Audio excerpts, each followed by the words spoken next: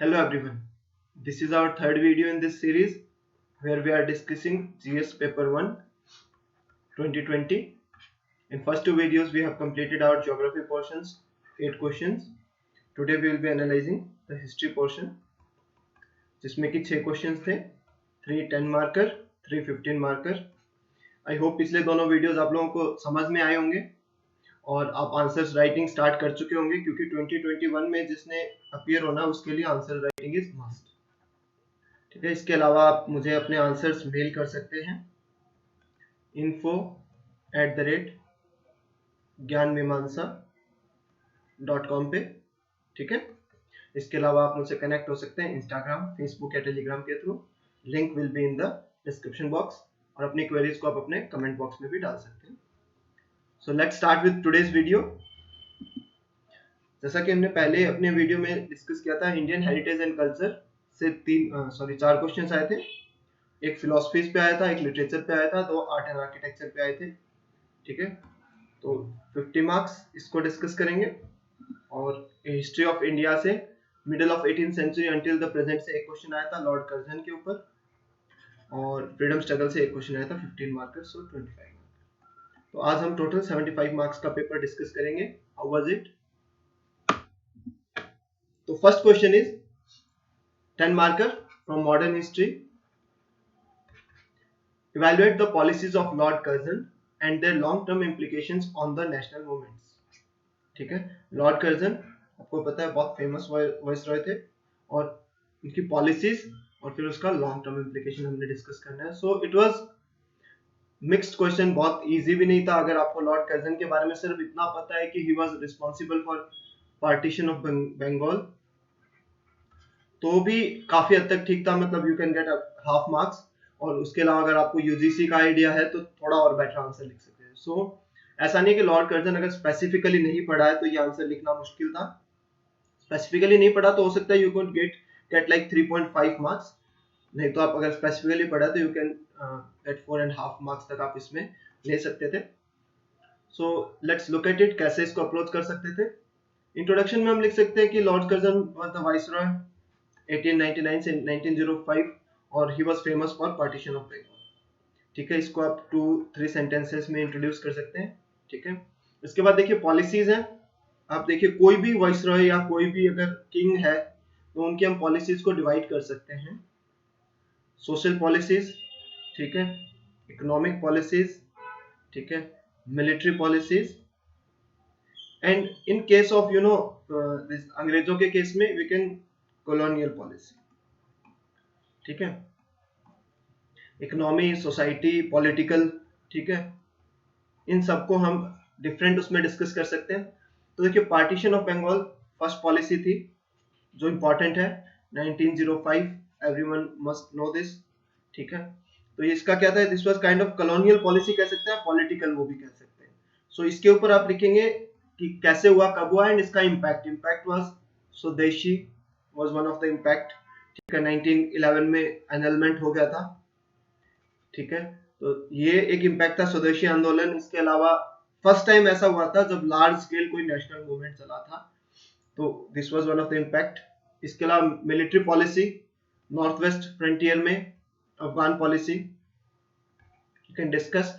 और इसके बाद क्या था कि जो एक्सपेंशनिस्ट पॉलिसी थी आउटसाइड इंडिया, मिलिट्री पॉलिसीज, वो ऑलमोस्ट खत्म हो गई थी. रीजन ये भी था कि 1905 के बाद देखिए धीरे धीरे अगर हम बात करें तो 1914 तक बहुत ज्यादा कुछ टाइम था नहीं और 1914 से हो गया था फर्स्ट वर्ल्ड वॉर स्टार्ट. तो उस ड्यूरेशन में कोई बहुत ज्यादा एक्सपेंशनिस्ट पॉलिसीज थी नहीं इनकी. तो this was. Third is financial economic policies. ठीक है, तो फेमाइन, बहुत फेमस फेमाइन था इनके 1899 से 1905 के बीच. तो he was responsible due to his policies, वो था फेमाइन. ठीक है, तो उसका लॉन्ग टर्म इम्पैक्ट था.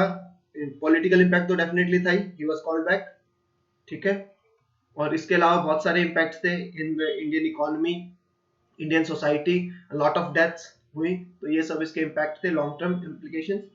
फिर इसका अगर आपको पता है university grant commission 1904 based on relic commission report जो 1905 में 4 में आया था, 5 में यूनिवर्सिटी ग्रांट कमीशन हुआ था, that was under Lord Curzon. So for education. ठीक है, तो ये चारों अगर आप पॉलिसीज डिटेल में डिस्कस कर देते हैं तो that is enough for this. Conclude कर सकते हैं आप किसी स्टोरी फॉर्म में, ठीक है। हिस्ट्री है तो कोई वे फॉरवर्ड तो होगा नहीं इसमें डेफिनेटली, तो आप उसको लॉन्ग टर्म इम्प्लीकेशंस क्या थे, ठीक है, आप बता सकते हैं। यूजीसी जो आज भी है, एग्जिस्ट करता है, ठीक है। और बंगाल का पार्टीशन ऑल्दो 1911 में एनल कर दिया गया था, बट 1907 में मुस्लिम लीग का बनना वाज ड्यू टू वो जो ढाका के सुल्तान थे उनका कहीं ना कहीं बहुत बड़ा रोल था। So even the partition of Bengal was annulled in 1911। So 1905 का जो बंगाल पार्टीशन था that may be taken as the base for the partition of India as a whole. अगर आप इस फॉर्म में इसको कंक्लूड करते हैं तो it will give a very good impact. Next question was from art and architecture, architecture वाला portion है। The rock cut architecture represents one of the most important source of our knowledge of early Indian art and history. Discuss. क्या पूछना चाह रहा है? Rock cut architecture जो है हमारा जो हिस्ट्री है और हमारा आर्ट है, ठीक है, इसके अर्लीस्ट सोर्स है नॉलेज के लिए। तो जैसा कि हमें पता है कि लिटरेरी सोर्सेज जो थे बहुत पुराने, जिनकी हम बात करें एंशिएंट पीरियड के, सो अवेलेबल नहीं है। अर्लीस्ट लिटरेचर की अगर बात करें तो संगम लिटरेचर का भी संगम 2 और संगम 3 के अवेलेबल है, संगम 1 से ऑलमोस्ट नथिंग इज अवेलेबल। तो जब किसी भी चीज के लिए कोई रिटर्न रिसोर्सेज नहीं होते तो हम कहां से उसकी हिस्ट्री देख सकते हैं? उसके आर्किटेक्चर से, ठीक है। नॉट ओनली आर्किटेक्चर, इन्होंने क्वेश्चन आर्किटेक्चर पूछा लेकिन वहां उस टाइम की पेंटिंग्स, ठीक है, उस टाइम की क्लोथिंग्स, इन सब से हम उस टाइम के उसको देख सकते हैं, किस चीज को? हिस्ट्री, हिस्टोरिकल बेसिस और कल्चर को। तो इसको इंट्रोड्यूस कर सकते हैं। रॉक कट आर्किटेक्चर होता क्या है? The exercise of creating a structure bye carving it out of a natural rock. एक नेचुरल रॉक है, उसको काटते हैं। काटते कैसे हैं? Not important part of the structure है उसको रिमूव कर देते हैं। जैसे एक रॉक है मान लीजिए, तो इसको छोटा छोटा थोड़ा थोड़ा थोड़ा रिमूव करके, और जो बेसिक स्ट्रक्चर मान लो ऐसा स्ट्रक्चर बनाना है तो उसको यहाँ से रिमूव कर करके बनाएंगे। तो इसमें कुछ एडिशन नहीं होता, एक एग्जिस्टिंग रॉक है उसको काटेंगे, ठीक है। So this was rock cut architecture. और इंडिया में, वर्ल्ड में जितने भी तरह के रॉक कट आर्किटेक्चर मिलते हैं उसमें से ये माना जाता है कि इंडिया में जो है वो मोस्ट डाइवर्स है। सबसे ज्यादा डाइवर्स जो रॉक कट आर्किटेक्चर है इंडिया में पाए जाते हैं। यू नो, इवन अगर हम जस्ट बेसिक टेंपल स्टाइल की बात करें तो there are lot of different styles of temple. North India में जो टेंपल स्टाइल है वो भी 5 टाइप्स का था, फिर साउथ इंडिया में डिफरेंट टाइप्स के थे, और बहुत सारे रॉक कट आर्किटेक्चर्स हैं। तो वी कैन इमेजिन कि ये बहुत ही ज्यादा डाइवर्स था, ठीक है। तो ये आप लिख सकते हैं इसके इंट्रोडक्शन में। फिर रॉक कट आर्किटेक्चर है, डिफरेंट है, जैसे रिलीजन है तो आप रिलीजियस रॉक कट आर्किटेक्चर्स हैं, जैसे अजंता एलोरा की केव्स हैं, ठीक है। इनको आप डिफरेंट रिलीजन से, रिलीजियस आइडियोलॉजी से, उनके अंदर जो डेपिक्शन है उनको आप उस टाइम की सोसाइटी से आप वो कर सकते हैं। कुछ एक में बहुत गोल्ड लगा हुआ है, बहुत महंगे पत्थर लगे हुए हैं, तो उससे आप उस टाइम की इकोनॉमी को के बारे में जान सकते हैं। नेचर लवर थे, ठीक है, बहुत सारे म्यूरल्स हैं, म्यूरल पेंटिंग्स हैं, या फिर रॉक कट आर्किटेक्चर्स हैं, केव्स हैं बेसिकली, वहाँ पे नेचर के सीन है, एनवायरनमेंट के सीन है, एनिमल्स हैं, ठीक है। So you can connect it with nature. फिर साइंस डेफिनेटली देखिए, इतने बड़े बड़े वो बने हैं मंदिर वगैरह या रॉकेट आर्किटेक्चर्स बने हैं जिनके ऊपर अगर हम आज की बात करें तो साइंस है, वो लगता है कि हाँ दे वर वेरी साइंटिफिकली मेड, है ना। इसके अलावा जैसे ये अशोक स्तंभ है, ठीक है, द अशोकन पिलर, वो इट इज अभी तक रस्ट नहीं लगा उस पे, तो दैट मींस कि उस टाइम पे बहुत एडवांस्ड हमारी साइंस एंड टेक था। तो इन चीजों को क्या कहाँ से पता चलता है? ये सब हमारे रॉकेट आर्किटेक्चर से, ठीक है। तो आर्ट एंड आर्किटेक्चर जो है that is very important source of history, historical knowledge. इसको कंक्लूड कर सकते हैं जैसा कि मैंने स्टार्टिंग में बोला था, as the literary resources from early Indian art and history are limited, rock cut architecture paints one of the most important and accurate picture of Indian history, ठीक है। तो इस फॉर्म में हम इसको कंक्लूड कर सकते हैं। So what is rock cut architecture से हम इंट्रोड्यूस कर सकते हैं, importance of rock cut architecture in the absence of literature, उस फॉर्म में हम इसको कंक्लूड कर सकते हैं। और इसको इन द बॉडी में हमें देखिए फिर से वही है, बेसिकली जो भी हमारी सोसाइटी, इकोनॉमी, पॉलिटी जो भी चलता है, ठीक है, उन सबको हम रॉकेट आर्किटेक्चर से पता चल सकता है हमें, वहां के अंदर जो बने हुए हैं उन चीजों से। तो इस चीज को हमने कनेक्ट करना है, और आपको क्या सबके साथ एक एक एग्जांपल कोट करने हैं, तो मैं एग्जांपल कोट करने वाला काम आप पे छोड़ रहा हूं। नेक्स्ट क्वेश्चन ये था, थोड़ा मतलब फैक्चुअल मान सकते हैं, ठीक है। अगर आपने पाला पीरियड अच्छे से पढ़ा है तो आप इस आंसर को लिख सकते हैं, या बुद्धिज्म को भी अच्छे से पढ़ा है तो भी आप इस आंसर को अच्छे से लिख सकते हैं। लेकिन अगर आपने मतलब बुद्धिज्म भी थोड़ा ऊपर ऊपर से पढ़ा है, पाला को भी ऊपर ऊपर से पढ़ा है, तो ठीक है, यू कैन राइट 2 से 3 मार्क्स के लिए टू गेट गुड मार्क्स। अगर आपको ये पता था तो अच्छे से लिखा जा सकता है। क्वेश्चन क्या है, पाला period is the most significant phase in the history of Buddhism in India. Enumerate करना है। इन्यूमरेट का मतलब क्या है, आपको जो भी इसकी सिग्निफिकेंस है उसको लिखना है। डायरेक्ट सिंपल क्वेश्चन है, अगर आपको आता है तो आता है, नहीं आता तो मे बी दैट्स डिफिकल्ट। तो पाला पीरियड जो है बुद्धिज्म का सबसे इंपॉर्टेंट फेज था इंडिया में, ठीक है। ये पूछ रहे हैं, इसके बारे में आपने इस पे कमेंट करना है, इसको इन्यूमरेट करना है। तो आप इसको इंट्रोड्यूस कर सकते हैं। पाला कब एग्जिस्ट करते थे, कहाँ एग्जिस्ट करते थे? ईस्टर्न पार्ट में, बिहार, बंगाल। ऑब्वियसली देखिए, बुद्धिज्म के काफी सारे जो पुराने हमारे एंशिएंट वो है मॉन्यूमेंट्स है, वो बिहार में है। और ये कब से कब थे? 18 से 12 सेंचुरी एडी में, ठीक है। तो अगर आप इससे इंट्रोड्यूस करते हैं, ठीक है, और अगर आपको ये आइडिया है कि वो महायाना बुद्धिज्म से बिलोंग करते थे तो यू कैन राइट, अगर नहीं है तो कोई बात नहीं, इट विल गेट यू मतलब कुछ एक्स्ट्रा मार्क्स, ठीक है। फिर इसके बाद हम बॉडी में लिख सकते हैं। देखिए, Dharmapala was one of the ruler of पाला। इनके उसमें स्पिरिचुअल गुरु जो था हरिपाला, उनको बनाया गया जो बुद्धिस्ट स्पिरिचुअल गुरु थे, ठीक है। So this is one of the reason, कह सकते हैं कि देखिए, अगर किंग के जो स्पिरिचुअल गुरु है अगर वो बुद्धिस्ट है तो वी कैन अंडरस्टैंड कि वो बुद्धिज्म की तरफ कितना इंक्लाइन थे, ठीक है। इसके अलावा विक्रमशिला और नालंदा यूनिवर्सिटीज हैं, ये पाला पीरियड की हैं। और इसके अलावा सोमपुरा महाविहारा जो कि अभी बांग्लादेश में है, सोमपुर महाविहारा और महाविहारा आपको पता है they are related to Buddhism. So ये तीनों ही जो है ये बुद्धिज्म, ये दो तो बुद्धिज्म एक्सीलेंस ऑफ स्टडीज के लिए था। यहाँ पे बहुत सारे बाहर से ट्रैवलर्स आते थे, उन्होंने इनके यहाँ पे पढ़ाई की है, यहाँ पे बुद्धिज्म को स्टडी किया है। और Somapura Mahavihara is also learning centre in Bangladesh, ठीक है। इसके अलावा महिपाला वन ने बहुत सारे बुद्धिस्ट साइट्स को कंस्ट्रक्ट किया और एग्जिस्टिंग को रिपेयर किया, जैसे कि सारनाथ को रिपेयर किया, नालंदा को रिपेयर किया, एटसेट्रा। इसके अलावा कुछ स्कॉलर्स थे जो कोर्ट स्कॉलर्स थे, जिनामित्रा, चक्रपाणी, ये सारे थे पाला पीरियड में। और पोइट थे वज्रदत्ता, ये सारे के सारे बुद्धिस्ट पोइट थे, Buddhist poet and literary scholars थे। तो अगर आप इतना लिखते हैं तो it is more than enough. आप 4 पॉइंट्स को अगर प्रॉपर्ली एक्सप्लेन कर सकते हैं तो it is good enough, like 15 to 16 sentences में आप इसको एक्सप्लेन कर सकते हैं। Plus you can give examples, तो एग्जांपल्स जरूर कोट कीजिए जब भी कोई हिस्ट्री का पार्ट आता है, क्योंकि हिस्ट्री में इनोवेशन नहीं होता है, तो definitely you need to know the examples. Finally you can conclude कि Buddhism knowledge would be incomplete without taking Pala's contribution into account. देखिए, पाला का कंट्रीब्यूशन है बहुत इंपॉर्टेंट रहा है, क्योंकि देखिए यूनिवर्सिटीज देखिए विक्रमशिला और नालंदा, ठीक है, बहुत इंपॉर्टेंट वो है, बुद्धिस्ट हिस्ट्री के पार्ट है। तो बुद्धिज्म का जो नॉलेज है, अगर हम पालास के कंट्रीब्यूशन को इग्नोर कर देते हैं तो हम बहुत ही कम रह जाता है हमारे पास। चलिए आगे बढ़ते हैं। नेक्स्ट क्वेश्चन 15 मार्कर पे आ गए हैं हम।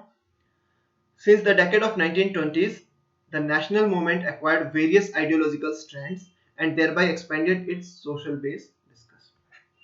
1920 के डेकेड के बाद नेशनल मूवमेंट जो है उसको बहुत सारे आइडियोलॉजिकल स्ट्रैंड्स बन गए। इस चीज को हमने डिस्कस करना है और इसने अपने सोशल बेस को भी एक्सपेंड किया, इस चीज को हमने इसमें डिस्कस करना है, ठीक है। तो इंट्रोड्यूस कर सकते हैं। 1918 में वर्ल्ड वॉर 1 खत्म हुआ, तो टर्की, खिलाफत आंदोलन and then non cooperation movement. So इन सबको आप 2 या 3 सेंटेंसेस में लिख के इंट्रोड्यूस कर सकते हैं कि after the end of the world war in 1918, ठीक है, इंडियंस वर बिट होपफुल कि कुछ ना कुछ हमें मिलेगा, लेकिन ब्रिटिश गवर्नमेंट वाज रिलक्टेंट और ब्रिटिश गवर्नमेंट जो विनर्स थे एक्सिस पावर, इनकी वजह से वहां पे टर्की में जो उनके मुस्लिम्स के धर्मगुरु थे उन पे एट्रोसिटीज हुई, तो उसकी वजह से मुस्लिम्स वेंट अगेंस्ट द खिलाफत आंदोलन स्टार्ट हुआ and then non cooperation movement March. ये तो हो गया जस्ट बिफोर 1920। अब बात कर रहे हैं डेकेड ऑफ 1920। तो यहाँ से हम एक बेस बना के चलेंगे इंट्रोडक्शन में, और फिर कहाँ से शुरू कर सकते हैं? Gandhi ji, non cooperation movement. अब आपको पता है नॉन कॉपरेशन मूवमेंट था वो चोरी चोरा की वजह से वापस ले लिया गया था। क्या हुआ? Dissatisfaction amongst masses. ठीक है, मासेस ने अपना बहुत कुछ दिया, एकदम से अगर वापस ले लिया जाए कोई भी मूवमेंट तो कुछ ना कुछ हिस्सा जरूर उसमें से डिससेटिस्फाइड होगा। तो डिफरेंट अलग अलग आइडियोलॉजीज स्टार्ट होगी, one of the reason of different ideologies. ठीक है, नेक्स्ट है कम्युनिस्ट पार्टी ऑफ इंडिया 1925 में फॉर्म हुई। ठीक है, डेफिनेटली इसके आप नाम लिख सकते हैं, एम एन रॉय वगैरह। तो वहां से एक नई आइडियोलॉजी चली कम्युनिज्म की। फिर कुछ ही टाइम बाद कम्युनिज्म और कुछ लोगों ने कम्युनिज्म को भी थोड़ा सा ऊपर जाके सोशलिज्म की बात की, जैसे भगत सिंह ने। तो हिंदुस्तान सोशलिस्ट रिपब्लिक एसोसिएशन का जिक्र कर सकते हैं थर्ड पार्ट में। फिर हम बात कर सकते हैं कम्युनलिज्म का, इस ड्यूरेशन में थोड़ा बढ़ गया 1920s और 1930s में। ठीक है, हिंदू महासभा और मुस्लिम लीग का जिक्र किया जा सकता है। अब सोशल बेस की भी इसी ड्यूरेशन में हम बात कर सकते हैं। सोशल बेस जो है, गांधी जी के पीछे बहुत सारा बेस था, भगत सिंह के पीछे बहुत सारा बेस था, इसके अलावा मुस्लिम लीग और हिंदू महासभा का बहुत बड़ा सोशल बेस था। तो क्या था, एवरी वेक ऑफ सोसाइटी से पीपल जुड़ने लगे, डिफरेंट मूवमेंट से, डिफरेंट आइडियोलॉजी से। फिर हमारी जो आइडियोलॉजी थी पूर्ण स्वराज, टोटल इंडिपेंडेंस, इससे पहले क्या था, स्वराज और डोमिनियन स्टेटस मांग रहे थे। ठीक है, इसके बाद हमें क्या चाहिए था, टोटल इंडिपेंडेंस। ठीक है, तो 1929 के बाद हमारी आइडियोलॉजी यहाँ भी थोड़ी चेंज हुई। इसके अलावा थोड़ी सी extremist ideology, Indian National Army INA, Subhash Chandra Bose का जिक्र किया जा सकता है। ठीक है, so these were few reasons या फिर डिफरेंट आइडियोलॉजीज जो 1920s के डेकेड के बाद इंडिया में आई फॉर फ्रीडम मूवमेंट। ठीक है, इसी के साथ इन सब में क्या मास पार्टिसिपेशन देखने को मिला, इवन इन द INA पूर्ण स्वराज के टाइम पे। और क्या है, उससे पहले क्या था, अगर हम बात करें 1905 में हम बात करते हैं, सबसे पहला स्वदेशी मूवमेंट जो एक मास मूवमेंट था वो था, लेकिन that was basically limited to Bengal. ठीक है, बंगाल के बाहर बहुत कम था। लेकिन 1920s के बाद जितने भी मूवमेंट हुए हैं उसमें मास पार्टिसिपेशन था, including students, educated middle class, पहले सिर्फ एजुकेटेड मिडिल क्लास था, इसके अलावा वुमेन, इवन ट्राइबल पीपल। ठीक है, ऑल रिलीजन, सबने अपना अपना कंट्रीब्यूशन दिया। मे बी मुस्लिम और हिंदुओं में डिफरेंस थे, लेकिन उन्होंने अपना कंट्रीब्यूशन दिया डिफरेंट आइडियोलॉजीज को सपोर्ट करके। इस फॉर्म में आप इस आंसर को लिख सकते हैं। देखिए यहाँ पे अगर इतनी सारी आइडियोलॉजीज को आप डिस्कस करेंगे तो आपका आराम से आंसर कंप्लीट हो जाएगा। और वर्ल्ड वॉर सेकेंड को भी आप इंक्लूड कर सकते हैं, क्योंकि उस टाइम पे क्या था, जो एक्सट्रीमिस्ट आइडियोलॉजी थी जैसे सुभाष चंद्र बोस की, दे वांटेड कि इसको हम कैपिटलाइज करें टू डिफीट ब्रिटिश। और उसी टाइम पे जो गांधी जी वगैरह की आइडियोलॉजी थी, दे वांटेड कि इनको सपोर्ट करें ताकि जैसे ही खत्म होगा they will give us something. ठीक है, नेक्स्ट आर्ट एंड कल्चर का फिलॉसफी वाले पोर्शन से 15 marker. Indian philosophy and tradition played a significant role in conceiving and shaping the monuments and their art in India। ठीक है, तो जो भारत में डिफरेंट फिलॉसफीज थी, ठीक है, जो जैसे बुद्धिज्म, ठीक है, या फिर उससे पुरानी जो हिंदू फिलॉसफीज है उनकी भी बात की जा सकती है। और जो उस टाइम पे एग्जिस्टिंग ट्रेडिशंस थे, उन्होंने हमारे जो भी मॉन्यूमेंट्स हैं और उनके अंदर जो आर्ट है उनको बनाने में बहुत हेल्प की, उनको शेप करने में। तो few Indian philosophies, Indian art forms को हम डिस्कस कर सकते हैं इंट्रोडक्शन में। इसके बाद देखिए मेन बॉडी में आप डिफरेंट फिलॉसफीज की बात कर सकते हैं। Buddhism and Buddhist monument and art, caves की बात कर सकते हैं, स्तूपास की बात कर सकते हैं, रेलिक्स की बात कर सकते हैं। इसके अलावा आजीविका केव है, आजीविका सेक्ट है, उनकी बात कर सकते हैं। जैनिज्म से रिलेटेड है, जो मंदिर वगैरह है, इनके टेम्पल्स हैं, उनको हम डिस्कस कर सकते हैं। वैष्णविज्म और शैविज्म पे डिपेंडेंट है, जैसे कि वैष्णव टेम्पल्स वे डिफरेंट, शैव टेम्पल्स वे डिफरेंट। ठीक है, और ये कहाँ कहाँ होते थे, इंडिया के कौन से पार्ट में थे। बेसिकली जो शिव टेम्पल्स हैं, 12 ज्योतिर्लिंग्स हैं, उनके आर्किटेक्चर का आप जिक्र कर सकते हैं। वैष्णवी और शिव टेम्पल्स में आप मीनाक्षी सुंदरम टेम्पल का आर्किटेक्चर है, स्पेसिफिकली आप एक आधा डिस्कस कर सकते हैं। वैष्णविज्म में आप द्वारका टेम्पल के आर्किटेक्चर का आप डिस्कशन कर सकते हैं, ठीक है। इसके अलावा भक्ति मूवमेंट और सूफीज्म है, उनका इंडियन आर्ट पे क्या फर्क था, तो म्यूजिक पे आप वो कर सकते हैं। पेंटिंग्स हैं, डिफरेंट फिलोसफीज पे बेस्ड है, मधुबनी है, ठीक है, दैट इज। फिर बहुत सारे कालापट्ट चित्र है, तालपट्ट चित्र वगैरह है, ठीक है। यू कैन डिस्कस कि वो हर एक जो था that was initially based on religion, और religion was based on some Indian philosophy, Buddhist, Shaivism, Vaishnavism. तो हर चीज का जो आर्ट है initially that was based somehow on to the religion, and that way उसकी रिलीजियस फिलोसफी से वो डिपेंड करता था। तो you can introduce with everything, तो डिफरेंट फिलोसफीज के नाम लिख सकते हैं, और उनसे जो भी रिलीजन आया उसका नाम लिख सकते हैं, और उस रिलीजन का specific art including music, dance, ठीक है, ये सब सारे आप डिस्कस कर सकते हैं इसके मेन पार्ट में। फिर कंक्लूड कर सकते हैं इम्पैक्ट ऑफ इंडियन फिलोसफीज अभी करंट लाइफ में भी, ठीक है, क्योंकि देखिए फिर हिस्ट्री में कोई वे फॉरवर्ड तो होता नहीं है, लेकिन हिस्ट्री का हमेशा क्या होता है कि करंट वो होता है। एक चीज याद रखना, past is the key to present, similarly present is the key to past, ठीक है। Past is the key to present, ये होता है हिस्ट्री, और present is key to the past, ये होता है ज्योग्राफी, ठीक है। तो past is the key to present, इस चीज पे ध्यान रखिए, और जो भी पास्ट में हुआ है कुछ भी, वो आज आपकी सोसाइटी को किसी न किसी फॉर्म में इम्पैक्ट जरूर करता है, तो आप उस फॉर्म में अपना कंक्लूजन लिख सकते हैं, okay. Next question, the last question, Persian literary sources of medieval India reflect the spirit of the age. Direct question है, अगर आपको पर्शियन लिटरेरी सोर्सेज के बारे में कुछ आइडिया है तो आप इस क्वेश्चन को लिख सकते हैं। सो मिडिवल इंडिया में जो लिटरेचर था दैट वाज, क्योंकि मिडिवल इंडिया जो है दैट वाज मुस्लिम डोमिनेटेड, ठीक है, और Persian language was the court language mostly, ठीक है, Persian and Arabic. So Persian जो सोर्सेज थे वो मिडिवल इंडिया का टाइम जो है उस एज में जो चलता था उसको रिफ्लेक्ट करते हैं, ये पूछना चाह रहा है क्वेश्चन। तो ऑब्वियसली उस टाइम पे पर्शियन लिटरेचर ही था, और लिटरेचर जो होता है that is the mirror of society, और जिस टाइम का लिटरेचर है उस टाइम की सोसाइटी का जरूर जिक्र होगा उस लिटरेचर के अंदर, ठीक है। तो इसको इंट्रोड्यूस कर सकते हैं, Persian literature, literary sources of medieval India क्या थे, and how this literature reflect the spirit of the age, including उसके थॉट्स, उसका social structure, culture, political institutions etcetera. तो लिटरेचर में सब कुछ लिखा होता है उस टाइम पे, क्या कैसे लोग थे, कैसे कपड़े पहनते थे, तो उसकी सोसाइटी एंड कल्चर है, उनका खान पान क्या था, उनके थॉट्स क्या थे, उनका पॉलिटिकल इंस्टीट्यूशन कैसा था, उनकी इकोनॉमी कैसी थी, ये सब चीजें लिटरेचर में लिखी होती हैं, स्पेसिफिकली मिडिवल टाइम के बाद में, क्योंकि एंशिएंट हिस्ट्री, एंशिएंट टाइम के हमारे पास लिटरेचर अवेलेबल नहीं है।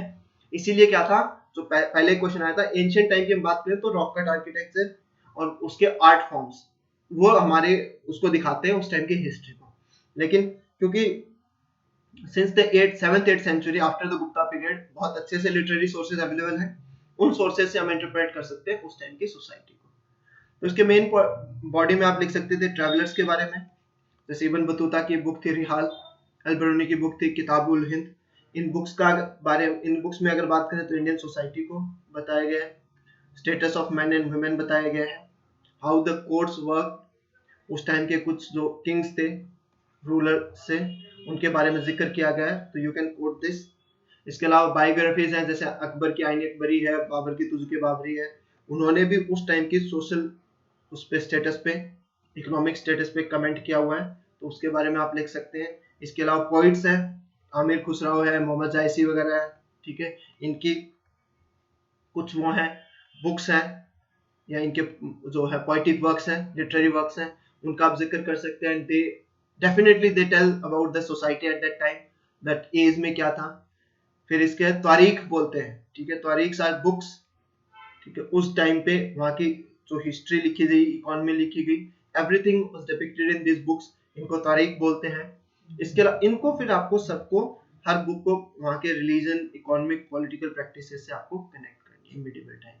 सो ये सारे की सारी जो चीजें थी पर्शियन थी, पर्शियन लिटरेचर है ये, और इन सोर्सेज में हर चीज का जिक्र है, social structure, religion, culture, political institutions, economy, thought process, status of women, status of children, ठीक है, एनिमल स्ट्रक्चर, स्टेटस, ठीक है।